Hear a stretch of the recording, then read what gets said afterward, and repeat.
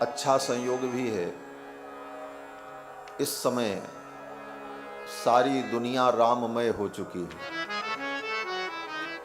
सर्वत्र राम ही राम दिखाई पड़ रहे हैं।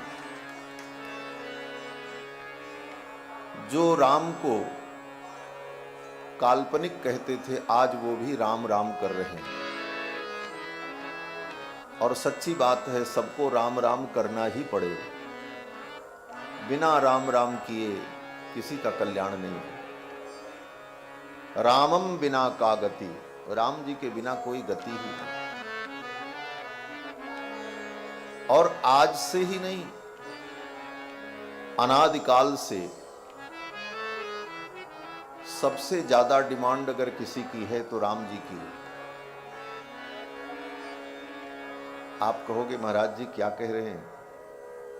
बोले राम जी की जितनी मांग है उतनी मांग किसी की नहीं। आज भी हर पत्नी ये चाहती है कि मेरा पति राम ही हो, राम जैसा हो।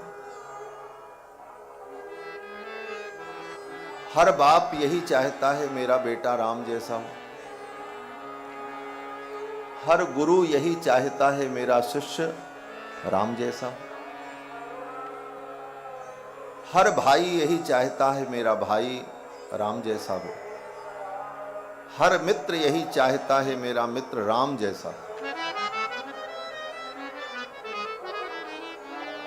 हर व्यक्ति दूसरे में राम जी के चरित्र को देखना चाहता है। मायावशात, प्रपंचवशात, अज्ञानवशात स्वयं में राम का आचरण भले न हो व्यक्ति में, लेकिन दूसरे से राम के आचरण की ही हर व्यक्ति अपेक्षा रखता है। ये राम की मांग है। आज भी समाज में सर्वत्र राम की ही मांग है। प्रजा भी यही कहती है, हमको राम राज्य चाहिए। और राम राज्य आ चुका है। राम जी अयोध्या के सिंहासन पर विराजमान हो गए, यही राम राज्य है। राम राज्य की शुरुआत हो चुकी है। लेकिन ये राम राज्य तभी सार्थक होगा जब जन जन के हृदय में राम का चरित्र प्रतिष्ठित हो। इसीलिए राम जी के चरित्र की भी आवश्यकता है। केवल राम जी के चित्र की आवश्यकता नहीं। चित्र का मतलब मैं कागज के चित्र की बात नहीं कर रहा हूं। मूर्ति, विग्रह, प्रतिमा, स्टैचू, जो भी कह लो, राम जी के चित्र की आवश्यकता के साथ साथ राम के चरित्र की भी आवश्यकता है। और चित्र और चरित्र दोनों की जब प्रतिष्ठा होगी तभी पूर्ण राम राज्य की स्थापना होगी। राम जी के चरित्र की स्थापना लोगों में हो, इसका मूल मंत्र सत्संग है। आज भी कहीं किसी के अंदर राम जी का चरित्र, राम का आदर्श दिखाई पड़ता है तो कहीं न कहीं वह व्यक्ति सत्संग से जुड़ा हुआ है। तभी उसके जीवन में राम जी का चरित्र है, राम जी का आदर्श है। और आज के समय में सत्संग की आवश्यकता इसलिए भी है कि इंजीनियर बनाने के लिए, डॉक्टर बनाने के लिए तो बड़े बड़े संस्थान हैं, लेकिन मनुष्य बनाने के लिए कोई संस्थान नहीं बना आज तक। बोले महाराज मनुष्य बनाना पड़ेगा। मनुष्य तो पैदा ही होते हैं, बनाए थोड़ी जाते। बोले मनुष्य पैदा नहीं होता,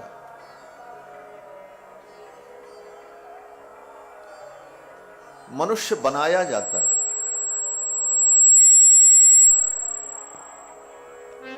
और मनुष्य बनाने का तरीका क्या है? बोले जिसके अंदर मानवता की प्रतिष्ठा हो वही मनुष्य है। 2 हाथ 2 पैर, और बोले चाले कपड़ा पहने चले फिरे वो मनुष्य,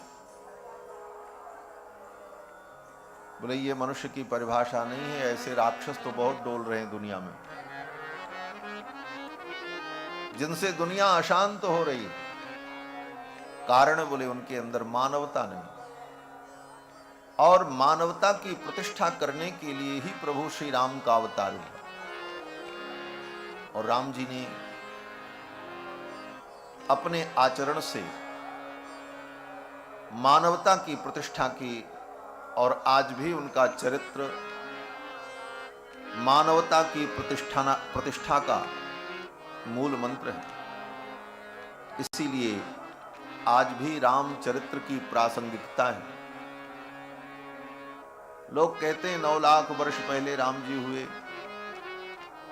वो इतिहास है, कहानी है, कथा है, हो गई बात। बार बार उसकी चर्चा, बार बार उसका विचार, बार बार उसका संचार, बार बार उसका प्रचार क्यों आवश्यक है? कहते हैं इसीलिए आवश्यक है कि अब राम जी तो बार बार अवतार लेकर के हमारे आपके बीच में आकर के कुछ करके दिखाएं, कुछ करें, ये संभव नहीं है। लेकिन राम जी का चरित्र तो अनंत काल तक, जब तक इस धरती पर गंगा जमुना सरस्वती रहेंगी, तब तक राम जी का चरित्र मानव मात्र को उपदेश करता रहेगा और मानव मात्र को नैतिकता के पथ पर चलाता रहेगा। यही रामचरित्र की उपयोगिता है। श्री रामचरित्र के महान उद्गाता महर्षि वाल्मीकि, जिन्होंने भगवान श्री राम के राज्य काल में ही रामायण को लिखकर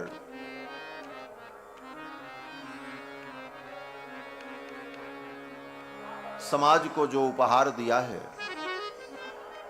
यह आज भी हमारा उपकारक है। महर्षि वाल्मीकि ब्रह्मा जी के अवतार हैं। ब्रह्मा जी ही वाल्मीकि महर्षि के रूप में प्रकट हुए और देवर्षि नारद के द्वारा राम कथा को सुनकर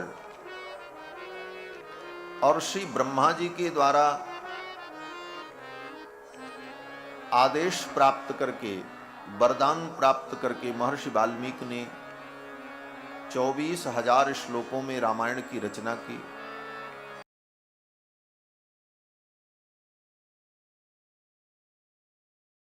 वेदावतार है। वेद भगवान ही महर्षि वाल्मीकि के द्वारा रामायण के रूप में अवतार लेते हैं। जैसे भगवान ने दशरथ जी को निमित्त बनाया और अवतार लिया। भगवान ने देवताओं से कहा, मैं दशरथ जी का बेटा बनकर के प्रकट होऊंगा।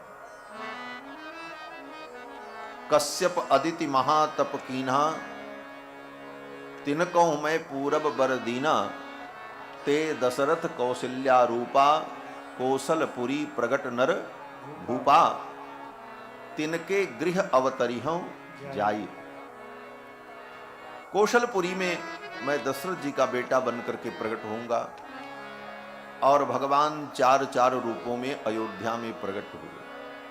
कृत्वात्मानं चतुर्विधं पितरं रोचयामास, तदा दशरथं नृपम। राजा दशरथ को पिता बनाने की भगवान ने रुचि प्रकट की। रोचयामास क्यों? बोले दुनिया में और कोई अच्छा नहीं लगा राम जी को, दशरथ जी ही अच्छे लगे। पितरम रोचयामास, बोले भगवान की रुचि तो यही थी कि मैं दशरथ जी का बेटा बनूं। यद्यपि पृथ्वी पर बड़े बड़े धर्मात्मा राजा थे, श्री जनक जी महाराज परम धर्मात्मा थे, महाराज कुशध्वज परम धर्मात्मा राजा थे, और भी अनेक प्रतापी राजा थे। महाराज अंग थे, अंग देश के राजा महाराज रोमपाद, वो भी धर्मात्मा थे। लेकिन श्री दशरथ जी को ही पिता बनाने की भगवान ने रुचि प्रकट की। पितरम रोचयामास तदा दशरथम नृपम। दशरथ जी को पिता बनाने की रुचि भगवान ने इसीलिए प्रकट की कि दशरथ जी महाराज का कुल परम वैष्णव कुल है। वैष्णव का मतलब भगवान का भक्त।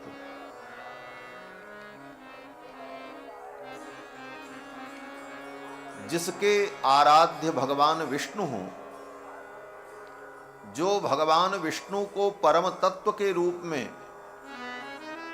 स्वीकार करता हो और भगवान विष्णु के विविध रूपों की जो आराधना करता हो, उसे वैष्णव कहते हैं।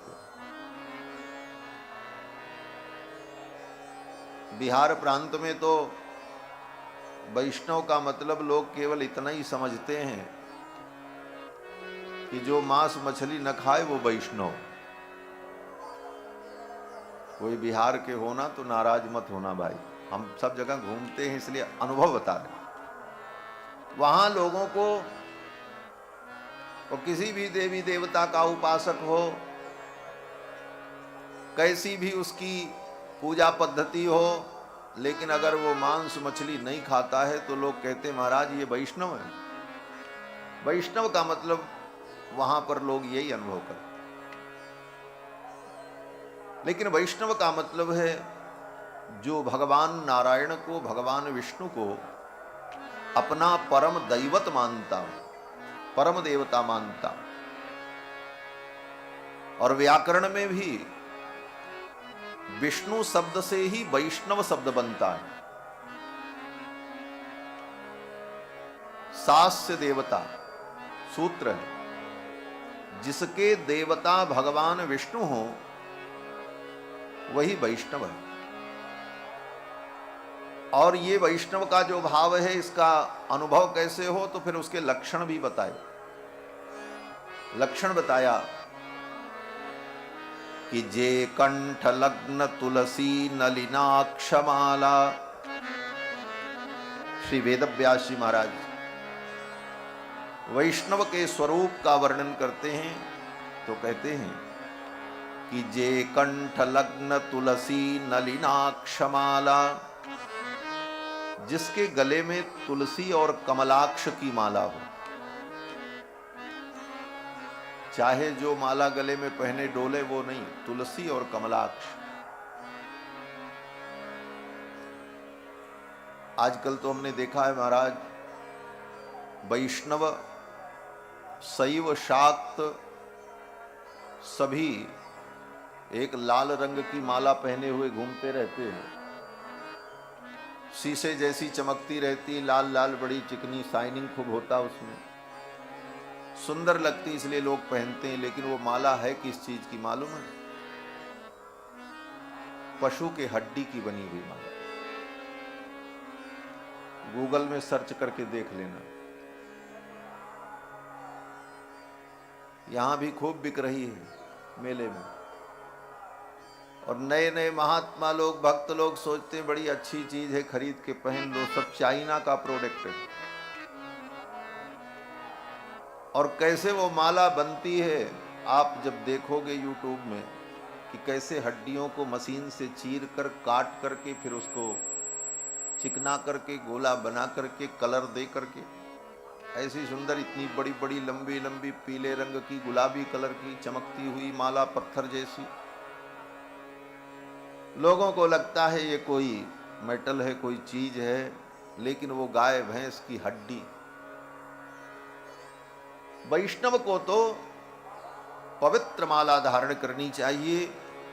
जे कंठ लग्न तुलसी नलिनाक्षमाला, जे बाहुमूल परिचिन्हित शंख चक्राह, जिसकी भुजाओं में भगवान के आयुध शंख चक्र का चिन्ह बनाओ। बोले ये चिन्ह बना हो, बना बनाया तो कोई आएगा नहीं कि ऊपर से ही चिन्ह बना के आया। बोले यहां बनाना पड़ता है। जब शरणागति होती है, दीक्षा होती है, तो आचार्य के द्वारा शिष्य की भुजाओं पर शंख चक्र के चिन्ह अंकित किए जाते हैं। जे बाहुमूल परिचिन्हित शंख चक्राः ये वा ललाट फलके लसदूर्ध्व पुंड्राः, जिसके मस्तक पर ऊर्ध्वपुंड लगा हुआ। ऊर्ध्वपुंड का मतलब जो तिलक ऊपर की ओर गया हो, ऐसे।